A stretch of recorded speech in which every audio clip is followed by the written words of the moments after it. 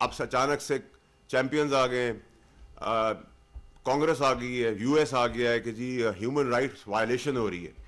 بھائی human rights violation تو فلسطین میں ہو رہی ہے, چھوٹے چھوٹے معصوم بچوں کو کے گلے کاٹے جا رہے ہیں.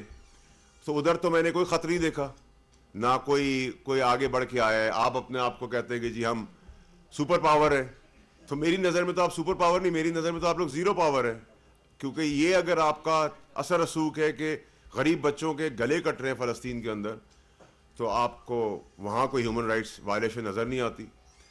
عافیہ صدیقی کا کیس ہے, وہ اس پہ ہیومن رائٹس وائلیشن آپ کو نظر نہیں آ رہی. کشمیر کے اندر ہیومن رائٹس وائلیشن آپ کو نظر نہیں آ رہی. پھر میں آپ کی کون سی بات کو مانوں, آپ کی کون سی پالیسی کو مانوں, کون سی دقیانوسی فیلڈ پالیسی کو مانوں؟ آپ پہلے ہم نوالا ہم پیالہ تھے صدام حسین کے ساتھ, 32 سال اس کو راج کرنے دیا. پھر ایک دن اچانک سے پالیسی آ گئی جی کانگریس یا یو ایس کی طرف سے کہ جی ویپنز آف ماس ڈسٹرکشن کے ویپنز پڑے ہوئے, وہاں تباہی پھیر دی, اس کو رجیم سے ہٹا دیا. آج تک وہ ویپنز آف ماس ڈسٹرکشن جو ہیں وہ کہیں نظر ہی نہیں آئے ہمیں. افغانستان کے اندر آپ آئے, آدھے رستے میں چھوڑ کے چلے گئے.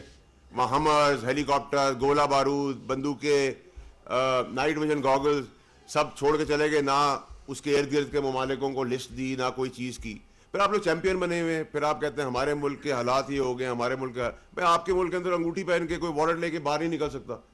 یہ اتنی بڑی امپورٹنٹ ریلیونس ہے. آپ ہم نے قربانیاں دی ہیں, کولیٹرل ڈیمیج کیا ہے, شہادتیں دی ہیں ٹیررزم کے نام کے اوپر, لڑائی لڑی ہے. اس کے باوجود آپ کی اب نئی مداخلت ہے کہ جی آپ ہیومن رائٹس وائلیشن ہو رہی ہے. تو بھائی ہیومن رائٹ وائلیشن تو 500 جگہوں پہ اور ہو رہی ہے, وہاں کیوں نہیں پالیسی چینج ہو رہی, وہاں کیوں نہیں کوئی آ کے بول رہا, وہاں کیوں نہیں کوئی سوال کر رہا. کبھی ہمیں ویسٹرن ورلڈ سے آ جاتا ہے. بھائی آپ اپنا کام کریں, ہم آپ کے مداخلت نہیں کرتے. آپ کا اپنا پریزیڈنٹ الیکٹ ڈونلڈ ٹرمپ, میں تو ان کا بڑا سپورٹر ہوں ہمیشہ سے, اور میں ان میں سے بزدلوں میں سے نہیں ہوں پاکستانی پولیٹیشین میں سے جو ٹرمپ کے بارے میں باتیں کر کے پھر اپنے ٹویٹس ڈیلیٹ کرتے جائیں. جو بات کی اس پہ کھڑے رہے, اچھی یا بری. وہ اپنے آپ پریزیڈنٹ الیکٹ جو ہونے جا رہے ہیں اس کو آپ بچا نہیں سک رہے, اس پہ گولیاں چل رہی ہیں. آپ کی سیکرٹ سروس کہہ رہی ہے, ہیلے بہانے کر رہی ہے, اس کے بعد آپ سے ریزائن کرا دیتے. تو ہم میں اور آپ میں فرق کیا ہے؟